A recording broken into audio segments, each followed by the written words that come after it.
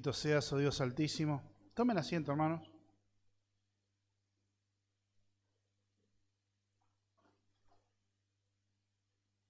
Vamos llegando a la sección final ya de la epístola a Timoteo, y ya llevamos un buen tiempo siguiendo la palabra del Señor. Hoy vamos a estar estudiando una sección hermosa. Como primera pregunta sería, ¿qué es lo que ama más tu corazón? Pero acá tenés que tener con vos mismo una brutal honestidad, porque puede depender tu vida espiritual de eso. Hoy se define para muchos su condición espiritual.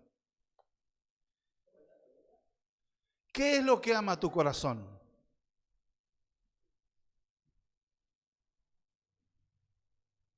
Si te falta eso que amás, ¿cómo te pones? ¿Dónde está tu mirada?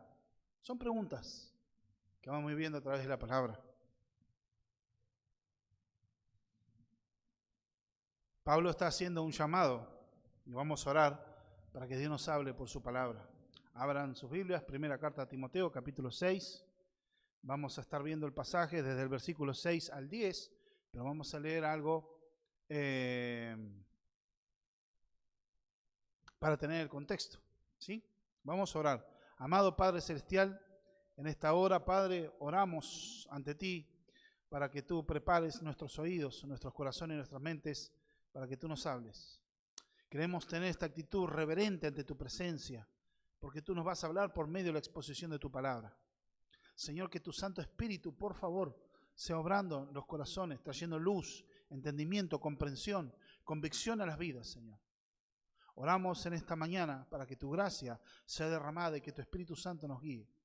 Háblanos, que tu pueblo oye, Señor, a través de tu palabra. En el nombre de Jesús. Amén.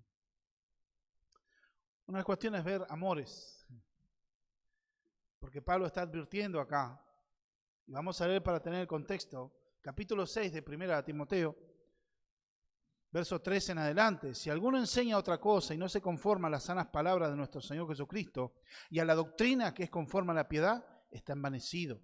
Nada sabe y delira acerca de cuestiones y contiendas de palabras, de las cuales nacen envidias, pleitos, blasfemias, malas sospechas, disputas necias, de hombres corrupto entendimiento y privado de la verdad, que toman la piedad como fuente de ganancia. Apártate de los tales. Pero gran ganancia es la piedad acompañada de contentamiento, porque nada hemos traído a este mundo y sin duda nada podremos sacar. Así que teniendo sustento y abrigo, estemos contentos con esto. Porque los que quieren enriquecerse caen en tentación y lazo, en muchas codicias necias y dañosas que hunden a los hombres en destrucción y perdición. Porque a raíz de todos los males es el amor al dinero, el cual, codiciando algunos, se extraviaron de la fe y fueron traspasados de muchos dolores. Eso es para tener el contexto de lo que estamos viendo. Pablo está dando una instrucción a nuestras vidas. Está dando, inspirado por el Espíritu Santo, está dando ánimo e instrucciones a su emisario.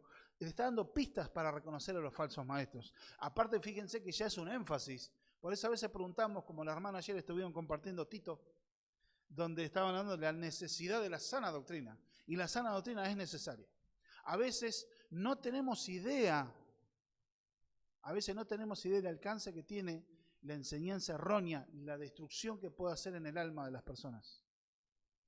Por eso cuando a veces, y muchas veces, ese falso evangelio, no estoy hablando solo de la prosperidad, un montón de otras expresiones, es como una inoculación contra el verdadero evangelio. Ya muchas personas creen todas esas mentiras, las asimilan y después cuando uno le habla la palabra de Dios, siempre es, a menos que el Espíritu Santo te abra entendimiento, nunca va a poder estar conociendo la verdad del evangelio. Pero cuánto estrago a veces hace en las vidas. Y a veces no tenemos idea del daño que se hace en las familias, en las personas individuales, afectando realmente para mal. Por eso es necesaria la sana doctrina que limpia, que lleva a la verdad del evangelio, nos lleva a salvación en definitiva. Acá Pablo está mostrándole parte de las características y es ver a la iglesia del Señor como ve esos falsos maestros, ¿cómo lo ven? Como su empresa. Como vimos el fin de semana pasado, que hablaba aquellos que ven a la piedad como fuente de ganancia. O sea, la iglesia es su pyme. Y si es iglesia grande, es su empresa. Es su fuente de ganancia. No ven a la iglesia como el cuerpo de Cristo, la hermandad de los redimidos, mis hermanos, mis hermanas, con los que nos reunimos a adorar y bendecir a Dios y proclamar las verdades del Evangelio, que es la salvación, arrepentimiento y fe en la obra de Cristo. No. Se lo ve como el lugar donde yo puedo hacer mi ganancia. Donde yo puedo hacer y cultivar mi propia empresa. Entonces sigue la característica y inclusive cómo está hablando Pablo en esta sección a partir del versículo 6. Está hablando de personas que acuérdense que tienen su entendimiento corrupto. Está descubriendo a los mentirosos y resguardando la congregación de estos charlatanes destructivos. Entonces vemos a la luz de las Escrituras como en el versículo 6 nosotros vamos a ver y este primer encabezado. Y está hablando casi a manera proverbial. Es como que uno empieza a leer y cuando vemos lo que está hablando Pablo acá, es como que tiene, digamos, un aroma a lo que es el libro de Proverbios, como está hablando. Está mandando verdades del reino. Está escribiendo causas y consecuencias. Porque una de las cosas que vemos acá, la expresión que puse en el primer intitulado, ¿no? El secreto de una vida abundante. Viene hablando de aquel que enseña falsa doctrina, está envanecido. El que enseña falsa doctrina está ciego. Es una persona que no es salva tampoco. Falsos maestros no son salvos. ¿Que Dios pueda salvar a algún falso? Sí. ¿Puede haber un maestro verdadero que por un tiempo le erra creyendo alguna doctrina errónea? Sí, pero después Dios lo vuelve a traer. Le produce arrepentimiento y vuelve. Pero en estas personas, lo que está hablando Pablo, de no escuchar apártate de los tales, son personas corruptas de entendimiento que traían fantasías, elocuencias, palabrerías que nada edificaban. Traían división. ¿Qué es el fruto de la doctrina enferma? Te produce divisiones, te produce mala sospecha, discordia, chisme, iras, contienda, aman estar peleando, discutiendo. Siempre quieren poner su razón y ahora le está viendo un secreto del objetivo que ellos tienen, la codicia. Ven a la iglesia, el cuerpo de Cristo, a las personas que Cristo derramó su sangre para salvarla de la condenación, los están agarrando como fuente de ganancia. Un hecho absolutamente corrupto y despreciable. Aquellos que realmente amamos la palabra de Dios, que amamos al Señor, es un pecado terrible. Manosear a la iglesia del Señor para sacarle como fuente de ganancia es un pecado terrible y Dios no lo pasa por alto. Pero muestra su naturaleza, no son hijos de Dios, son falsos maestros. Secreto de una vida abundante. Y acá Pablo habla como si fueran los proverbios. Estos falsos maestros que vean estas ganancias, vamos en este sentido hablando, Pablo dice que ven a la piedad, o sea, como una espiritualidad, pero está hablando en forma irónica. ¿Por qué? Porque la verdadera piedad nunca va a llevar a eso. Ven como la falsa piedad en esa religión corrupta, esa religiosidad corrupta que viven, ven para sacar ganancia, pero la palabra de Dios nada dice de eso. Sí veíamos que la iglesia, parte de la ética y el deber de la iglesia, debía que tener como persona de digno de doble honor, mayormente los que trabajan en predicar y enseñar la palabra, y también tiene que haber un sostenimiento de la iglesia, según las posibilidades de la iglesia, que pueda haber ministerios a tiempo completo, una gran bendición, pero no tampoco para que el ministro se quiera enriquecer, como muchos acostumbran. Bueno, ahora estoy yo y después ¿quién va a continuar? Mi hijo. Entonces se practica lo que se llama nepotismo, que es como se hacen los reyes. Muere el rey, ¿quién queda? El hijo, el príncipe, otro no. Entonces continúa el negocio familiar. Entonces nosotros debemos ver acá que Pablo ve los grandes beneficios que tenemos. Sí, realmente gran ganancia. Él dice, aparte de los tales, lo que ven así como ganancia, a la piedad, o sea, lo que tiene que ver con Dios, la consagración, hasta como religión misma.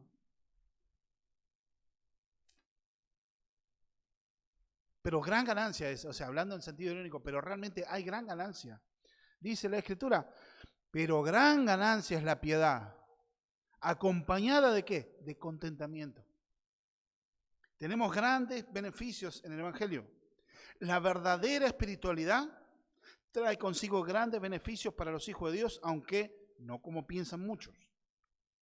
Tiene que ver la piedad con una devoción, con reverencia o algo semejante a Dios. Esto es la verdadera santidad, una espiritualidad que es una virtud cristiana. Y esta riqueza verdadera tiene un valor en esta vida como también en la venidera. O sea, los tesoros que Dios nos da tienen valor en esta vida, pero también en la venidera. Estos tesoros se deben acumular, pero son tesoros eternos. Entonces no es enloquecerse. El énfasis del texto es cuidado con el materialismo, que es algo que infecta a la sociedad. ¿Cuál es el dicho que tenemos hoy en día? Tanto tenés, tanto valés. ¿Dónde está la identidad de muchas personas que buscan el éxito a través de un like en las redes sociales? Mostrar su riqueza, sus habilidades, porque su identidad está en lo que le dicen a la gente. O su identidad tiene en las cosas que tiene. Si hay personas tan huecas como ya en la década del 60, hay una mujer, Jacqueline Onassis, familiar de los Kennedy, se había casado con un archimillonario griego llamado Aristóteles Onassis. Fue un periodista de Estados Unidos, le fue a hacer una entrevista y después le preguntaron a este hombre, ¿realmente qué te pareció la señora Onassis? ¿Qué te pareció? Es una mujer tan pobre que lo único que tiene es dinero. Entonces nosotros debemos ver en este sentido que esto de acumular una vida que tiene que ver con el contentamiento. La piedad, la verdadera espiritualidad, tiene que ir acompañada del contentamiento, porque si no se puede caer en una presunción de verdadera espiritualidad. U otros, como se llaman estos falsos maestros, muchos de ellos, el falso ascetismo. ¿Qué quiere decir? Seguir determinada dieta, seguir determinados días de ayuno, vestirse de tal manera, días de estar consagrado y querer meterse en un montón de cosas, elucubrar un ambiente místico, y esa tampoco es la verdadera espiritualidad. Y encima a veces, muchas personas al no tener cubiertas sus necesidades terminan renegando de Dios, estar enojados. Entonces, ¿cuál es el tema? La verdadera espiritualidad, siempre una espiritualidad exitosa, es acompañada de contentamiento. Es una vida en desinterés, en desapego por lo material. Pero ojo, acá no se está hablando de que se tiene que hacer un voto de pobreza. No se está hablando de ser un repudio a la riqueza en sí. Dios no está condenando la prosperidad, sino que el Espíritu Santo por medio de Pablo está hablando de la gran ganancia que es, y tener cuidado, lo que acá se está viendo es el amor al dinero. La filarguria, que lo vamos a ver más adelante. Dice Pérez Millos, consiste en tener a Dios como fuente de todo bien. Teniendo a Dios y sirviéndole sin reserva, se alcanzan los mayores bienes que son eternos y las riquezas de gracia que son en Cristo Jesús. Son riquezas espirituales, más que las riquezas materiales. Ahora, ¿qué riquezas tenemos? Una de las tantas, no la voy a enumerar todas porque nos llevaría realmente mucho tiempo y solamente predicaría este versículo. Pero Romanos capítulo 5, verso 1, una de las cuestiones que podemos ver que tenemos con Dios: justificados pues por la fe tenemos paz para con Dios por medio de nuestro Señor Jesucristo. Tenemos paz con Dios. El infierno ya es un asunto zanjado. Nuestro destino eterno fue cambiado por un destino de gloria por medio de Cristo. También tenemos descanso viendo el cuidado de Dios para nuestras vidas. Romanos 8, 28, que nos dice lo siguiente: y sabemos que a los que aman a Dios, todas las cosas les ayudan a bien, esto es, a los que conforme a su propósito son llamados. Entonces tenemos paz con Dios, fuimos reconciliados con Dios por medio de Cristo. A la vez nosotros tenemos el descanso de que el Dios eterno y soberano nos cuida. No es que solo nos salva y bueno, ahí te ves, dirán mexicanos, ahí te ves. No, Dios nos va guiando y las cosas que nos ayudan a bien, a los que conforme a su propósito hemos sido llamados, todas las cosas que nos pasan en este teatro de operaciones, que es su mundo, Dios permite las cosas que nos acontezcan, buenas y malas, pero nos van a redundar en bendición. ¿Y qué pasa? Él sabe, esa persona sabe que somos amados. Jeremías le dice en el capítulo 31 a Israel: con amor eterno te ha amado. El amor de Dios para con su iglesia no cambia, no fluye de acuerdo a su estado de ánimo.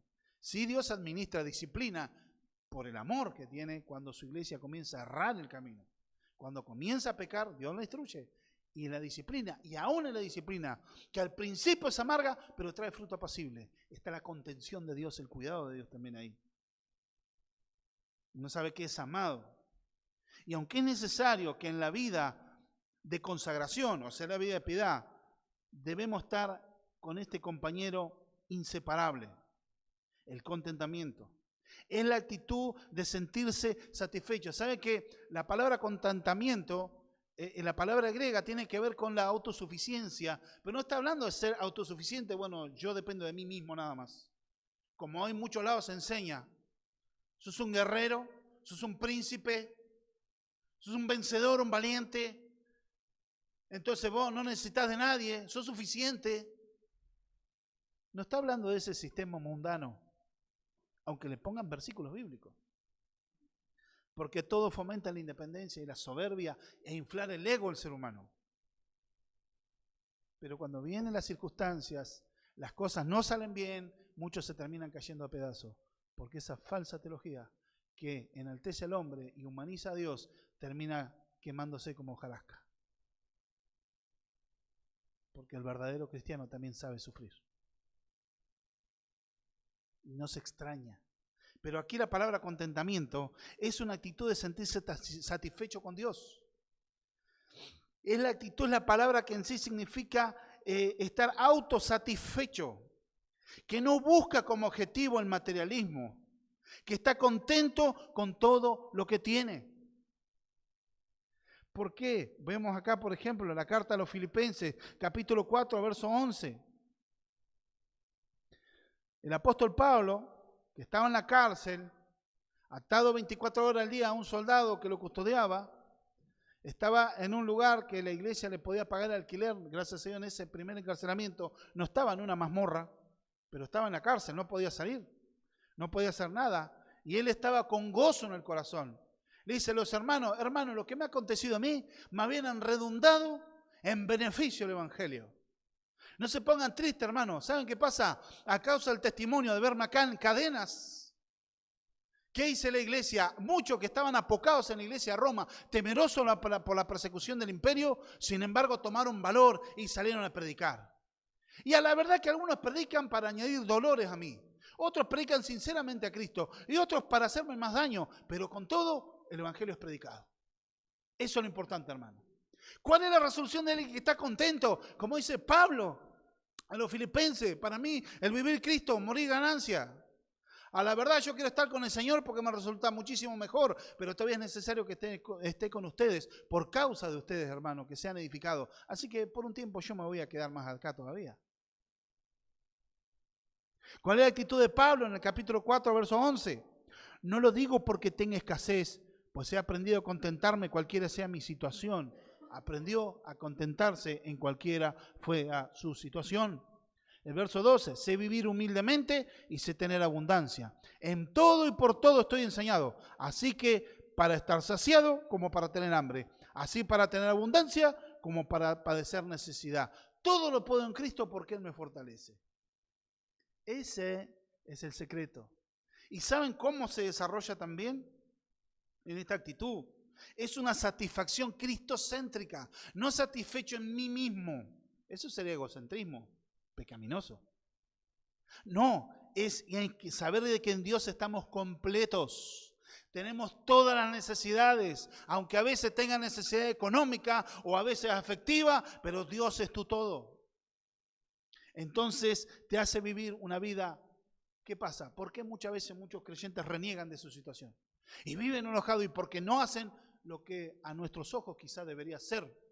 El mundo debería dirigirse así, porque yo pienso que tiene que ser así. Para un poquito. El mundo es de Dios, no es tuyo, ni es mío. ¿Por qué renegamos la situación? Porque no cultivamos algo, el contentamiento. ¿Y por qué no hay contentamiento? Porque nos generamos expectativa. ¿Y qué es lo que tenemos que hacer nosotros? Debemos practicar otra cosa, ser agradecidos. No somos agradecidos por los problemas, ¿eh? Y no estoy diciendo de ser un masoquista que le encanta el sufrimiento como un medio de placer. No. El cristiano agradece en su situación, sea cual fuera el momento que esté ocurriendo. Porque sabe que Dios lo permite. Y si esa aflicción te lleva a doblar tus rodillas, bendita sea la aflicción. Si esa aflicción te lleva a que te arrepientas porque fue una mala movida, un acto pecaminoso tuyo, y Dios te está poniendo su mano en disciplina que te vayas y te arrepientes, bendito sea la aflicción. Si quizás está siendo utilizado como un instrumento para traer salvación a otros a través de tu aflicción, bendita sea tu aflicción. Como ese misionero que estaba en la India, estuvo alrededor de 20 años en un pueblo, no había podido ganar uno para el Señor. Estaba el idioma, estaba ahí, y durante 20 años un hombre que se sentía frustrado, bueno, Señor, estoy acá, me quedo, pero me quiero ir, en un momento Dios no le impidió que se vaya en la India. Hasta que 20 años después viene un misionero más joven y empieza a hablar y decía, bueno, les voy a hablar de qué hablan, le daba testimonio a la palabra, características de Jesús, y agarra a un chico y le dice, pero a Jesús ya lo conocemos. ¿Cómo que lo conocen a Jesús? Sí, vive acá a 2 cuadras. ¿Y saben qué, hermano? Veían a Cristo reflejado en ese misionero. El carácter de ese hombre durante 20 años estuvo preparando los corazones para cuando Dios levanta otro siervo de Dios para traer su palabra, los corazones estaban abonados. Y nació una iglesia ahí. Pero estuvo 20 años un hermano que no entendía ni para qué estaba ahí. Se sentía inútil, se sentía sin fruto, muchas veces triste, pero Dios lo usó. Pero él era agradecido a Dios también. Será agradecido a Dios en todas circunstancias. ¿Por qué? Porque esta es una satisfacción cristocéntrica, que no es una filosofía estoica. Menciona el estoicismo porque hoy se está levantando, a raíz de toda esta circunstancia de la debacle social en el occidente, es como que en el ambiente secular se está volviendo a levantar la filosofía estoica, que es una filosofía griega muy antigua, muy basada en la moral, en las virtudes, pero obviamente centrado en el hombre. Hay muchas cosas que enseñan, son muy parecidas al cristianismo. Y muchos valores son iguales al cristianismo. El tema es que la fuente en el estoicismo, la filosofía, es en el corazón del hombre mismo. Pero en Cristo, la fuente es Cristo. La diferencia, ahí radica la diferencia. Uno es actuar en la fuerza de uno mismo y el otro es depender de la fuerza del Dios omnipotente. Uno vas a tener una moral intachable, una hombría ejemplar, pero te vas al infierno. En el otro no. Centrado en Cristo, tenés salvación. Pero debemos entender de que Dios es la fuente de nuestra satisfacción. Dios mismo es la fuente de la satisfacción del creyente. ¿Qué buscamos que nos satisfaga? La fuente de satisfacción es Dios mismo. Debemos comprender a la Escritura que nuestro poder de vivir el Evangelio en esta tierra no procede de nosotros. 2 Corintios capítulo 3, verso 5, nos dice lo siguiente: no que seamos competentes por nosotros mismos para pensar algo como de nosotros mismos, sino que nuestra competencia proviene de Dios. No en sí que tenemos poder en nosotros, sino es Dios obrando en nosotros por medio de su Espíritu. Fíjense que aquellos que buscaban y aquellos que buscan en el dinero satisfacción, lo que puedo tener, lo que puedo comprar, y esas cosas se hacen daño en tu corazón. En Roma existía un dicho que es conocido también hoy, pero en aquella época decía: el dinero es como el agua de mar, cuanto más se toma, tanto más se tiene. El agua de mar, porque es peligrosa, que no te dicen que no la tomes, así dice que te estés muriendo, no la tomes, porque te va a matar inmediatamente. Tomás agua salada, la tomás, parece que te refresca, pero al rato vas a tener más sed todavía. Y así es el dinero. Empezar a dar empezar a dar y empezar a ver, y nunca te va a saciar, nunca te va a llenar. Un corazón que ama el dinero es un barril sin fondo, y el dinero es algo tan efímero como la ceniza, que se vuelan. Nunca te va a llenar y satisfacer, aunque el mundo te diga hoy que tenés que tener, porque vos tenés que tener, y eso es lo que te va a dar fama, prestigio, reconocimiento. ¿Dónde están los valores? Por eso debemos comprender a la luz de las Escrituras. ¿Cómo es la actitud del cristiano? Proverbios, capítulo 30, versos 8 y 9. Vanidad y palabra mentirosa aparta de mí, no me des pobreza ni riqueza, manténme del pan necesario. No que me sacie y te niegue y diga, ¿quién es Jehová? O que siendo pobre hurte y blasfeme el nombre de mi Dios. Una persona que vive en el contentamiento y practica el contentamiento es agradecido y tiene la noción de una vida equilibrada. Porque conoce el corazón y dice, bueno, tengo tanto, ¿cuál es la tendencia? Ahora estoy trabajando, tengo plata, me pude pagar las deudas, pude tener todo, tengo toda abundancia. De Dios sí, bueno, de Dios sí. Gracias Dios. Y lo dejamos al lado, yo me dedico a lo mío y gracias Dios, O el otro también que está en pobreza y llega a blasfemar de Dios. O sea, ¿para qué quiero este Dios? Entonces, la vida equilibrada, Señor, manténme con el pan necesario. Ahora, esto no estoy diciendo que una persona tiene que tener una economía siempre justa. Hablemos que estos son principios generales. Es la actitud del corazón lo que estamos viendo acá. ¿Qué es lo que ama? Si amas al dinero, es terrible. Debemos tener en cuenta también que acá Pablo está hablando en el versículo 6, porque gran ganancia es la piedad acompañada de contentamiento. Porque ahí está hablando un nexo, está comunicando, dando una causa. Porque el porque es un conectivo que da causa, es un conectivo, un conector causal. Entonces empieza a dar la causa. En el verso 7 dice, porque nada hemos traído a este mundo y sin duda nada podremos llevar. Se da la base sobre la cual está la sabiduría cristiana en lo que, ¿en qué? En cuanto a enloquecerse por buscando riqueza material o abrazando el materialismo como filosofía de vida, no es muy lógica. Acá la lógica está apelando, Pablo, a la manera de cómo entramos a este mundo y cómo saldremos de él. Sin nada material. Nada trajimos y nada vamos a llevar. Entonces nosotros, está apelando Pablo a lo que dijo Job, por ejemplo, nada traje a este mundo y nada me voy a llevar. Job, capítulo 1, verso 21. Un hermoso libro, donde nosotros está antes de los Salmos. Es un libro muy conocido y a muchos les encanta leer hasta que les toca experiencias a vivirlas como Job y ahí ya no les gusta. Pero debemos aprender la obra del Señor. Job tenía que conocer a Dios. Job 1:21 dice, y dijo, desnudo salí del vientre de mi madre y desnudo volveré allá. Jehová dio, Jehová quitó, sea el nombre del Señor enaltecido. Simple y sencillo, un hombre que era rico para esa época, era un hombre millonario. Tenía muchos animales, muchos sirvientes, tenía muchos bienes y había perdido todo, aún así no blasfemó contra Dios.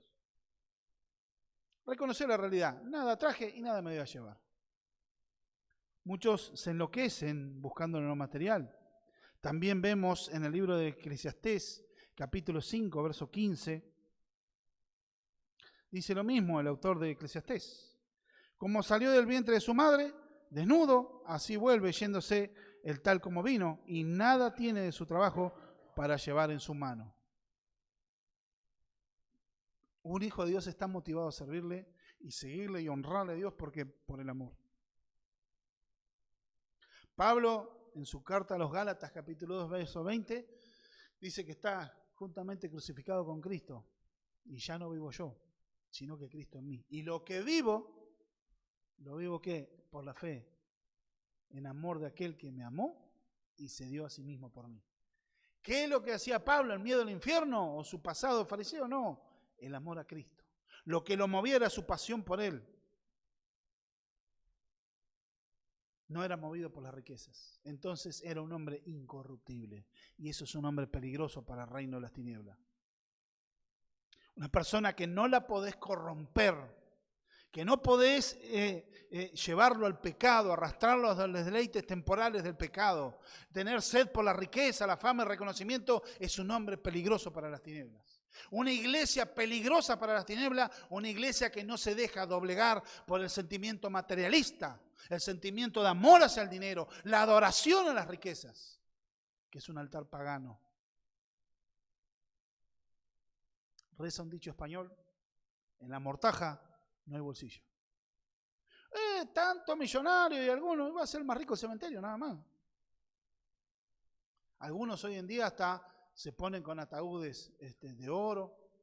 Algunos excéntricos se han enterrado con sus mismos autos, con autos de lujo que han tenido. ¿Y de qué te sirve? De nada.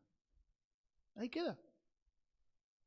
Vas a ser el más rico del cementerio, nada más. Esa es la lógica de vivir en contentamiento también. Tener claro la transitoriedad de esta vida y dónde están los tesoros realmente que debemos buscar. Segundo encabezado, la sabiduría cristiana para la vida. Verso 8. Así que, teniendo sustento y abrigo, estemos contentos con esto. Una vez hablaba con una persona respecto a los siervos de Dios y me decía, no, claro, el sostener a los siervos de Dios, sí, tiene que ser sustento y abrigo. Entonces, digo, vos tenés que sostener un ministerio, la obra del Señor, solamente con un plato de sopa y una frazada. Porque yo digo lo que dice la Biblia, ¿no? No había forma que entienda que está hablando como un principio donde está el contentamiento, pero no es que un cristiano no está ni pastor y ni un cristiano no debe conformarse en su corazón, pero no quiere decir por eso que no quiera prosperar o no quiera seguir a nada. Porque este es como un contrapeso al versículo 7. Esta es la consecuencia. Este es un conector consecuente, está mostrando la consecuencia de lo que dice en el verso 7, ahora está el 8. Estar contento, refleja el pensamiento de los manejos de los valores, el estado de la mente. Acuérdense que los falsos tienen una mente corrupta y enferma. Los hijos de Dios no piensan en las riquezas como un fin en sí mismo. No es que se rechace ser rico, sino que el cómo y el qué de las prioridades que siguen. ¿Cómo seguís esa riqueza? Y la riqueza, ¿vos la seguís o la riqueza te siguen a vos? Es ver cómo manejamos. ¿Por qué? Porque Jesús, en el Sermón del Monte, en el Evangelio de Mateo, capítulo 6, nos dice lo siguiente respecto a dónde está el corazón. Capítulo 6, versos 32 y 33, nos dice las Escrituras. Mateo, capítulo 6, versos 32 y 33, nos habla cómo manejamos nuestro corazón y nuestra vida y dónde está apuntando la brújula de nuestra vida. Nos está mostrando algo tremendo, porque los gentiles buscan todas estas cosas, pero vuestro Padre Celestial sabe que tenéis necesidad de todas estas cosas. Mas buscad primeramente el reino de Dios y su justicia, y todas estas cosas serán añadidas. Muchos cristianos viven como paganos. En vez de estar contentos con lo que tienen, ambicionan más. No quiere decir que no quieras progresar. El tema es la ambición del corazón, que cree el dinero por el dinero en sí, arrastrado por la corriente de este mundo.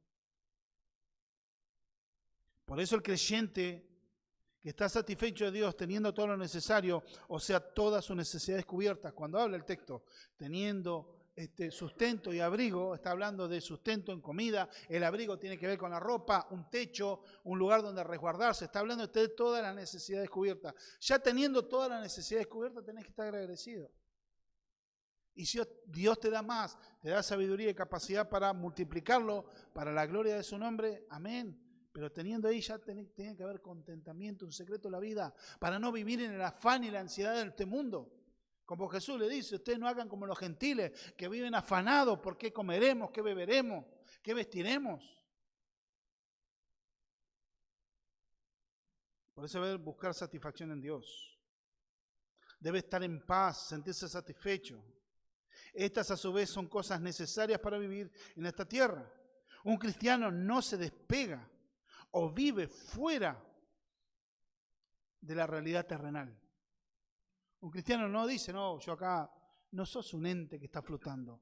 Y Dios sabe que vivís en esta tierra, que hay necesidades físicas y materiales que se deben cubrir. Amén, que tengan los recursos. Pero sabemos que pertenecemos al reino de Dios, pero todavía vivimos en esta tierra. Por eso, teniendo comida, abrigo, un techo, no es renegar del progreso económico, sino en la situación de nuestros pensamientos, que es lo que nos rige. Un creyente se goza con lo que Dios le otorga a la hora de administrar el dinero y no lo hace en base a sus deseos, confundidos por necesidades. Yo realmente necesito hoy en día, Señor, yo necesito una Ferrari 0 kilómetros para estar llevando a los chicos a la escuelita bíblica. Yo necesito un traje de Armani de $8.000 para venir a la Santa Cena. Ridículo. Y bueno, ahora va para las hermanas también. Las hermanas, bueno, yo quiero este arito que vale $25.000. ¡Qué bendición, hermano! ¿Realmente necesitas eso? A veces confundimos necesidad con deseos. Y a veces actuamos por impulso los deseos. Y hacemos gastos que después nos agarramos la cabeza porque llega fin de mes y no te alcanzó el dinero. ¿Pero qué compraste? Ballenita. Compraste pirulines en la playa. Y esos pirulines... ¡Qué viejo que estoy! Compraste pirulines. ¿Siguen vendiendo pirulines en la playa? Entonces, me compré esta comida, esta campera. Ajá. ¿Y cuántas camperas tenés? 5. ¿Y para qué te compraste otra? Y la necesitaba. Mentira. Es el mercado que te cautiva el deseo. Personas se compran un par de zapatillas, $250.000. Ah, pero era mejor zapatilla. El mes que viene te salió una de $300.000. Ya esta es una porquería, es tan vieja. 15 días debe tener. Movido por los deseos. Aquellos tecnológicos, afanándose por tener el último celular, para tener la última tecnología. Y estamos hablando, hermano, de que en 6 meses, tecnológicamente, en 6 meses, un celular, aunque compres el último hoy, en 6 meses ya es obsoleto. Pero ¿qué pasa? Movidos por los deseos, capturados por el mercado, los deseos del corazón. Después se agarran la cabeza, viven intranquilos, viven ¿por qué hice esto y aquello? Y les viene la amargura. Y bueno, Dios ayúdame, yo sé que Dios me va a ayudar. Las tarjetas de crédito las prenden fuego, porque hay que tenerlo. Hace muchos años un hermano había comprado, endeudado, orábamos por él para que, Dios lo pueda ayudar a administrar mejor el dinero. Y siempre como era problema con las tarjetas. Y tenía sus hijos que jugaban al fútbol. ¿Y qué hizo? No, porque mi hijo juega bien, entonces fui en el nombre de Jesús, agarré y puse con la tarjeta de crédito y le compré unos botines. Nosotros nos agarramos la cabeza y decimos, pero pará, ¿pero tenía botines? Sí, pero estos eran mejores. ¿Y cómo le vas a comprar un botines? O sea, no es que uno se mete en el... Pero después estás mal, acongojado, se te ve amargado, atribulado, renegado porque no tenés dinero, pero resulta, ¿cómo lo administraste? Entonces, esa cuestión de gobierno de los deseos. Por eso es practicar el contentamiento, el agradecimiento, ser sabio, somos mayordomos. Porque es administrar los recursos de sus hogares. Si lo administran mal, va a traer desajuste a su casa. Pero si no, el chico me protestaba y se lo compré. Si no se necesita, no se compra, punto. El corazón del chico se lo corrige y se lo enseña. Una cosa es necesidad y otra cosa son los productos de los deseos. Vanidades. No, pero si no se enoja, ¿qué? Se enoje. Hay que tener la visión y mentalidad que los hijos de Dios administramos los bienes que Dios nos dio. Somos mayordomos, no somos reyes. Pero está el sistema, está Satanás queriendo seducirnos por medio del deseo. Está bien querer ser próspero, pero no debe ser a la manera de Dios. Nuestro corazón debe estar siendo tratado por Dios mismo, ya que las riquezas pueden ser engañosas. Y muchas veces la reacción, como tuvo el pueblo de Israel en mucho tiempo, y Dios se lo advirtió. Deuteronomio, capítulo 8. Deuteronomio, el último libro que escribió Moisés, capítulo 8, versos 14 y 15.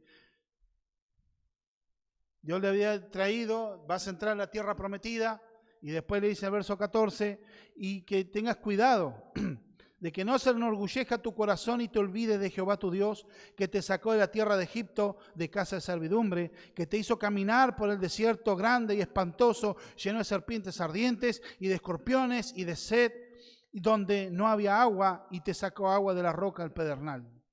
Que te sustentó con maná en el desierto, comida que tus padres no habían conocido, afligiéndote y probándote, para que a la postre hacerte bien, y dejes en tu corazón mi poder y mi fuerza, y de mi mano me han traído esta riqueza. Si no, acuérdate de Jehová tu Dios, porque Él es el que te da el poder para hacer la riqueza, a fin de confirmar su pacto que juró a tus padres, como en este día. Dios da el poder de hacer riqueza a sus hijos, sí.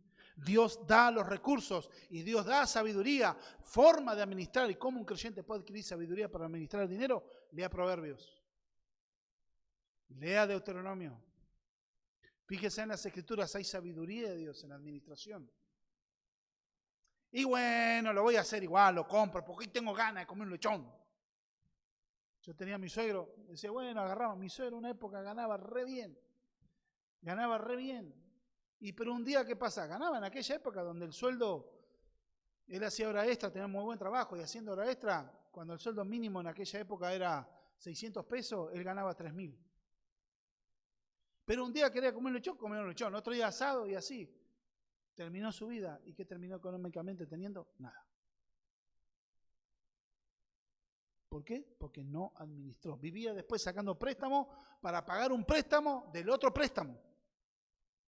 Y bueno, ya va a salir, después lo arreglamos. Como hablamos en la reunión de varón el jueves. Bueno, después ya vemos cómo lo arreglamos. Entonces debemos tener en cuenta que debemos tener una vida equilibrada y centrada en Dios y su palabra. Un creyente debe tener un sentimiento, una vida en equilibrio, teniendo sustento y abrigo, estar contento. Así que teniendo sustento y abrigo, estemos contentos con esto. Practicar el contentamiento surge también de un corazón agradecido. Porque siempre hay otros que siempre ven la quinta pata al gato. Siempre están mirando lo que les falta y no todo lo que Dios les dio. Aquellos que se obsesionan con eso y viven amargados porque no sale lo que ellos. Dejá si eso va a ocurrir cuando Dios lo haga. Pero gozate por lo que Dios te dio hoy. Estás vivo, estás respirando, tu corazón sigue funcionando. Tenés fuerzas para trabajar. Bendito sea Dios. Acá no se condena a la prosperidad material, se condena el amor a lo material. Y después vemos un amor destructivo. Como dice acá la palabra del Señor, el tercer encabezado. Porque los que quieren enriquecerse caen en tentación y lazo, y en muchas codicias necias y dañosas que hunden a los hombres en destrucción y perdición. Porque raíz de todos los males es el amor al dinero, el cual codiciando algunos se extraviaron de la fe y fueron traspasados de muchos dolores. Porque acá se va desnudando el corazón del asunto, de la codicia. El amor a quien paga de una manera incompleta. Llena pero no satisface. Un amor que no corresponde, sino que a la larga quita. Las vidas gobernadas por su deseo caen como animales en su propia trampa mortal. A veces la codicia, como habla de Proverbio, que tiene 2 hijas, a la sanguijuela, tienen 2 hijas, dame y dame, nunca van a ser satisfechos. Yo he visto lamentablemente familias destruidas por el materialismo. Su único pensamiento y su única charla en la vida era solo dinero. ¿A cómo está el dólar? Yo quiero comprar dólares, pero al final de sus días esa persona perdió su familia, esposa, hijos, todos dispersados. Sus hijos en su etapa de adolescencia, los padres ausentes por trabajar, tienen familias en inmoralidad por no haber estado educando a sus hijos, haber estado las madres educando a sus hijos afanados por lo material. En la costa llega el Dios de la temporada y se enloquece. Si creyentes ya dejan de alabar a Dios, dejan de glorificar a Dios porque hay que trabajar. ¿Qué terminan después? ¿Cansados? ¿Ven la ganancia material que no llegaron a lo que querían? Espiritualmente están debilitadísimos, a tal punto que muchos se endurecen y creen que todavía están bien. Y ven su vida espiritual su corazón, guiados en pecados que quizás ya habían sido vencidos en otra época, pero ¿por qué? Afanados por la temporada. Uno entiende que es, antes que muchos puedan pensar, claro, porque vos tenés el trabajo, no luches. Porque vos tenés este trabajo. No, hermano. No me quiero poner como ejemplo, pero puede ser que alguno puede pensar. Pero tener una vida equilibrada y en fe con el Señor, podemos tener una vida tranquila. No estoy diciendo que no se trabaje en temporada. Entiendo el sistema económico de la costa, que es así. Pero el tema de los desequilibrios. Afanados por querer hacer con nuestra fuerza. Hay amores buenos, como dice una canción. Como el amor de Dios, mostrado en su Hijo. Nuestro Señor, guiados en el amor manifiesto por el poder del Espíritu Santo. El amor de familia que nos enseña, nos cuida, nos sostiene. Pero este amor al dinero lleva a destrucción, desilusión. Es como al final del arco iris, no va a haber nada. Será un corazón traspasado de afanes y ansiedades. Jesús lo dijo, que este pensamiento lo tienen los incrédulos. La codicia solo trae vacío. Nunca se sacia su fruto. Y es, como hoy reitero, como esa sanguijuela, dame y dame. No hay ninguna satisfacción. Es un deseo surgido de la mente inclusive, no de las emociones. Uno está pensando y elaborando para codiciar. Esto te va a llevar a una carrera desenfrenada y a estar inclusive dispuesto a usar hasta medios, algunos hasta usar medios ilegales para hacer riquezas materiales. Tener cuidado con esto, de cuidar el corazón y la vida.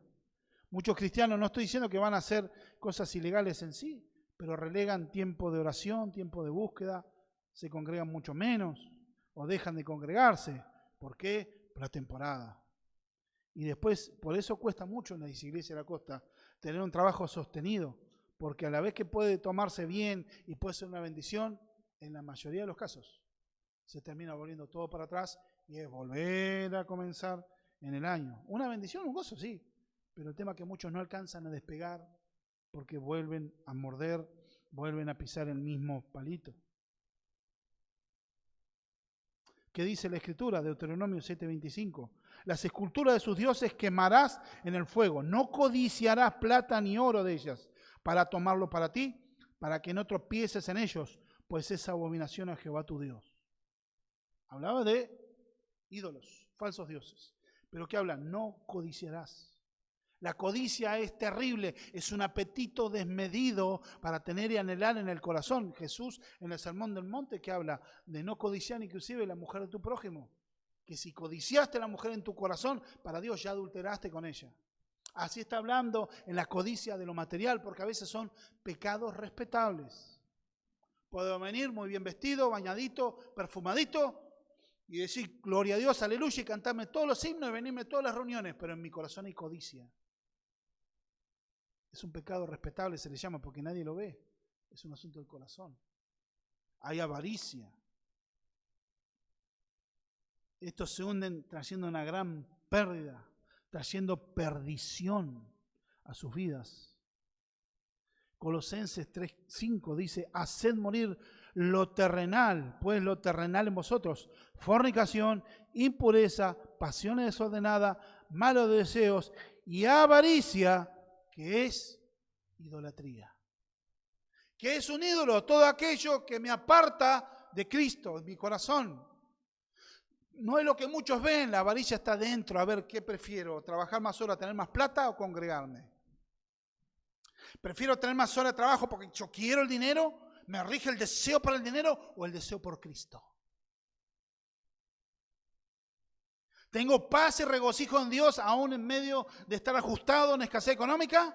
¿O estoy anhelando el deseo del dinero? Mientras tanto practico la religión para lavar conciencia, pero donde tenga dinero. Y así surgen muchos que después son prósperos y se apartan hasta del Señor. Cuidado. Esto es abominación delante de Dios. Hacer pues morir lo terrenal en ustedes. Esto lleva a pensar en los falsos maestros enredados por la avaricia. Tienen como fin la pérdida eterna del alma. Y hay muchos casos de personas que fueron destruidas por amor al dinero. Judas traicionó al Señor por 30 monedas de plata. El profeta Balaam, por codicia del dinero, murió también. Que quiso maldecir a Israel por dinero, Dios no se lo permitió. Pero tal fue la avaricia que él ideó una estrategia para que Israel pecara delante de Dios y así pudieran hacer estrago ellos en Israel. Pero como instrumento de Satanás así terminó, muerto a espada. Tenemos a Acán. Cuando el pueblo de Israel tenía que conquistar Jericó, Dios fue muy claro, le dijo, no tomen nada de ese pueblo de Jericó. Maten todo, hasta los animales, hombres, mujeres, porque era un pueblo abominable, terrible de perverso. Y no tomen ni siquiera una moneda de ese lugar. Todo quedará consagrado a Dios. Será anatema. Será maldito de Dios. ¿Y qué hizo Acán, uno de los guerreros de Dios, un miembro del pueblo de Israel, un jefe de una tribu? Acán, ¿qué es lo que hizo? Cuando van a hacer guerra contra otro pueblo, que era ni el 10% de lo que era Jericó. De hecho, mandaron un par de soldados nada más para conquistarlos enseguida. Se comieron tremenda paliza y Josué no entendía nada. ¿Cómo puede ser? Señor, ¿qué pasó? Fíjate que en tu pueblo han cometido profanación. Y empezaron a investigar y llegaron hasta Acán.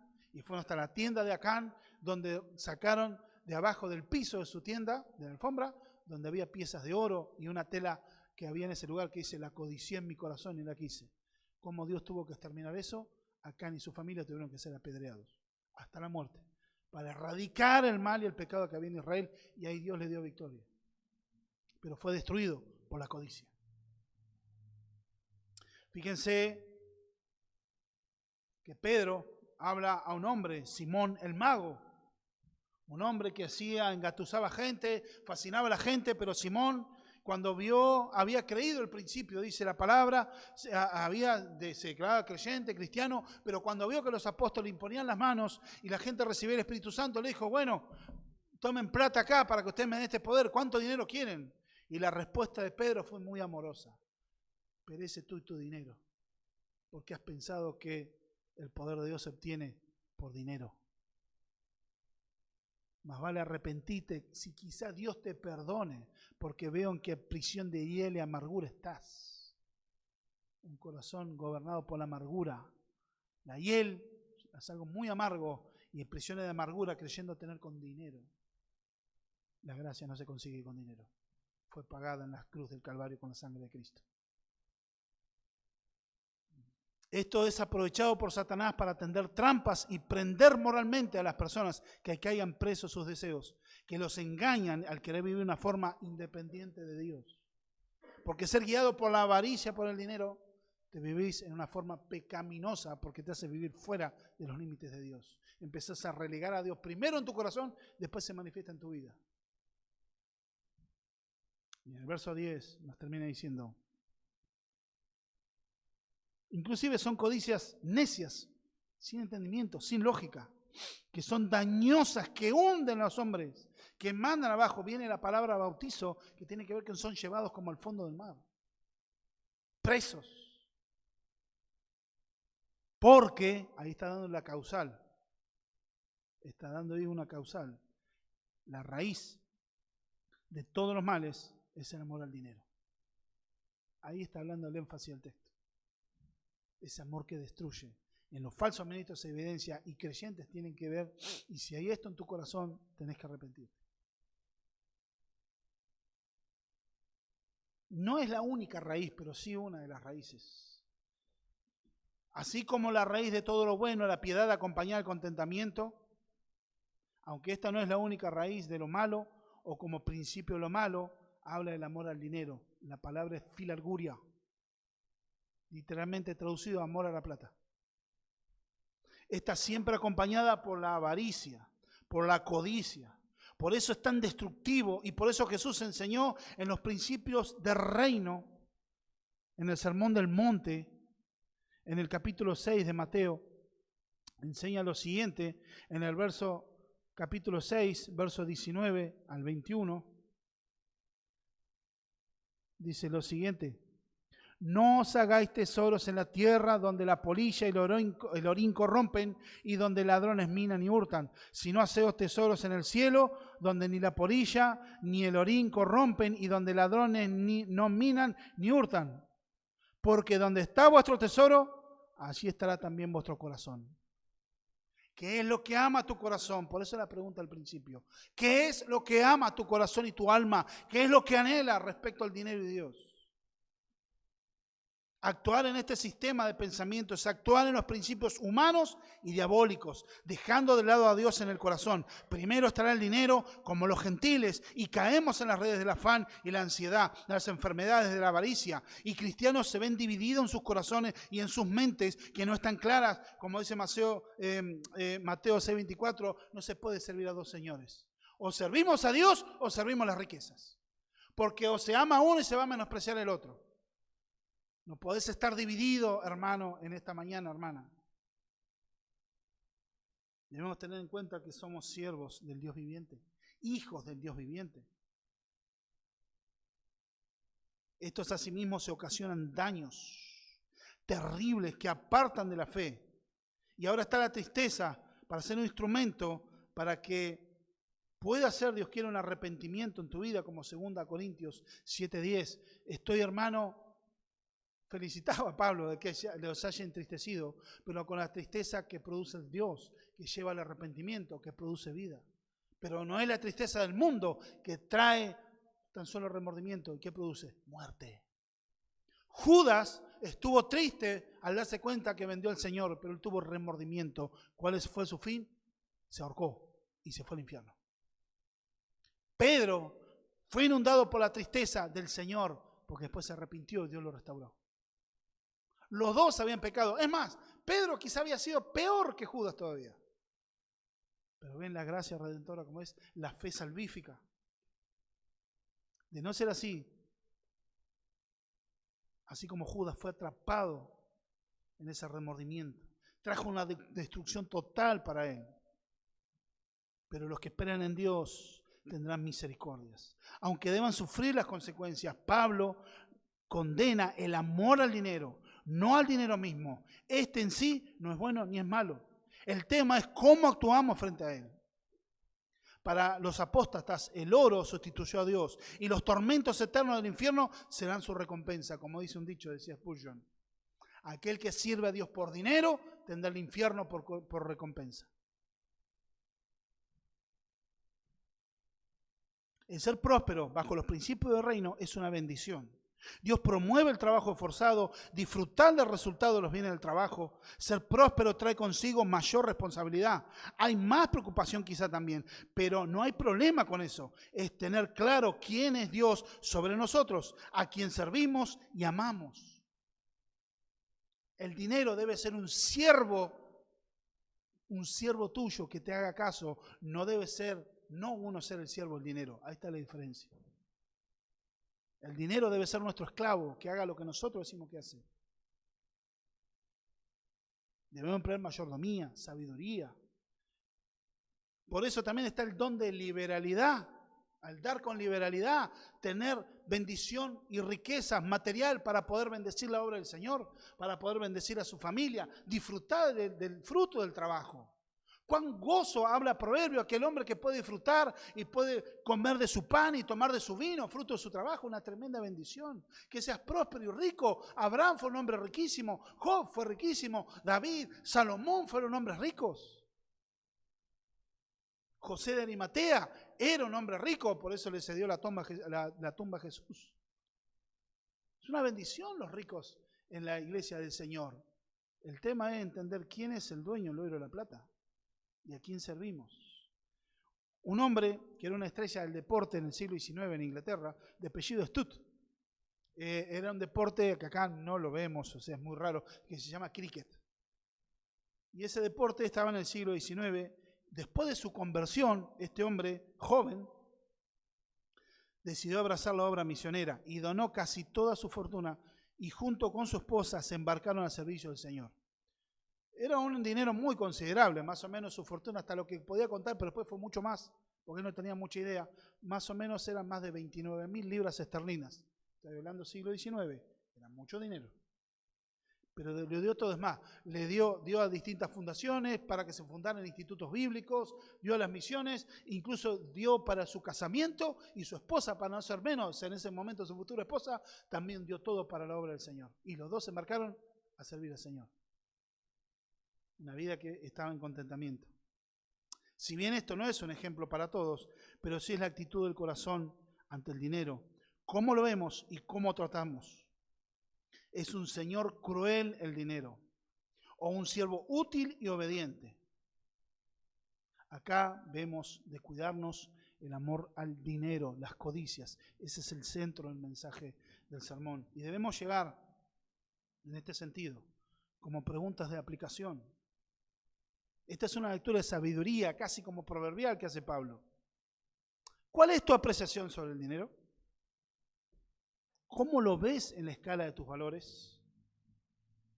¿Te inquieta? ¿Te estremece? ¿Te da pánico su falta? ¿O confías en Dios para tu provisión? Aclaremos sinceridad brutal delante del Espíritu Santo con usted en su corazón. Los que corren tras el dinero estarán presos en las garras del enemigo que los distrae, haciéndoles creer que pueden hacer todo solos. En la costa tenemos, como ya mencioné, la temporada. Todos corren de acá para allá. Espiritualmente, ¿cómo te encontrás después del verano? ¿Tenés un corazón piadoso? ¿Amás al Señor? ¿O solo te queda un vacío, cansancio, una espiritualidad seca y desabrida?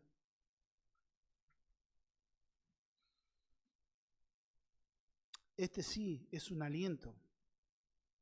Así que yo te aliento a que te vuelvas de todo corazón a los brazos del Señor en arrepentimiento, y serás rodeado de misericordia, de bondad resplandecerá de parte de Dios a tu vida. Debes llegar a ver el dinero como un administrador del mismo. Dios es el dueño. Debemos ser buenos y fieles mayordomos. ¿Cómo administras el dinero de Dios? Tu fe debe anclarse en la promesa de que Dios es. Y esa visión te lleva a comprender que Dios en Cristo, por el poder del Espíritu Santo, es quien te sostiene. Puede proveerte, verlo como tu amado Señor que te cuida. Él es capaz de ser quien te da toda plenitud. Llegar a decir, como dijo David, mi copa está rebosando. Él es tu amparo, es tu fortaleza, es tu pastor. Y tu corazón solo debe pertenecer a Él, porque Dios es. Si hoy te ves que amás más al dinero que otra cosa y estás dispuesto a conseguirlo, estás preso del enemigo. Posiblemente no seas un hijo de Dios nacido de nuevo. Solo simplemente un religioso nominal. O si te encontrás sin Cristo, hoy ambos llamo que se vengan en fe, en arrepentimiento al Señor, y que vengan en fe creyendo en su obra, en su salvación para salvación de su alma. Si hoy se rechaza este llamado, solo te espera una eternidad en condenación. Separado de Dios, solo está el infierno. Pero solo confía en Cristo, en la obra de Cristo, para tener salvación y vida eterna. Debemos tener una vida plena, una vida llena. Jonathan Edwards, en el año 1731, a sus 28 años de edad, decía lo siguiente, y con esto termino. Los redimidos tienen todo su bien en Dios. Dios mismo es el gran bien que reciben y disfrutan en la redención. Él es el mejor bien y la suma de todo lo bueno que Cristo compró. Dios es la herencia de los santos. Él es la porción de las almas. Dios es su riqueza, su tesoro, su alimento, su vida, su morada, su ornamento, su corona, su gloria y su honor eterno. No tienen a nadie en el cielo sino a Dios. Él es el mejor bien que reciben los redimidos en la muerte y por quien resucitarán en el fin del mundo. El Señor Dios, Él es la luz de Jerusalén celestial y Él es el río de agua viva y el árbol de vida que crece en medio del paraíso de Dios. Las gloriosas excelencias y la belleza de Dios serán lo que siempre ocuparán las mentes de los santos y el amor de Dios será su fiesta eterna. Que eso sea nuestro corazón en nuestra vida. Amén. Oremos, hermanos. Padre, te damos gracias por tu misericordia. Gracias por esta tu palabra. Yo te ruego que bendigas a tu iglesia. Que podamos comprender que tú amas, Señor, la bendición espiritual sobre tus hijos. Y también a ti te ha placido a algunos prosperarlos, pero con un fin y una utilidad de ser útiles a tu reino, así también que puedan disfrutar de lo que tú les das, Señor, pero con un corazón generoso para bendecir a los hermanos, para ser útiles y marcar una diferencia en este mundo, Señor. Oro, Señor Dios mío, para que tú bendigas, Señor, y prosperes espiritualmente a tu iglesia. Nuestras vidas, que podamos ser llenos de la gloria de Dios en Cristo Jesús. En esta mañana, Señor, todas las cargas económicas echadas a tus pies, pero, Señor, que tú derribes y quites si hay este ídolo de avaricia, este pecado de avaricia y de codicia en el corazón, Señor amado. Padre, si alguno fue contaminado por esto, que pueda ser restaurado y pueda ver en plenitud de fe de que tú eres el que lo llena todo y que sustentas todas las cosas en nuestra vida, porque tú eres el Dios que todo lo llena en todo. Como decía Pablo, en Cristo nosotros estamos completos, Señor. Bendito sea tu nombre, porque tu palabra nos dice que tú eres nuestro pastor y nada nos faltará. Ayúdanos para tener una mente de reino en lo material, Señor amado. No ser presos de deseos engañosos, de la codicia, de este sistema mundano que es una corriente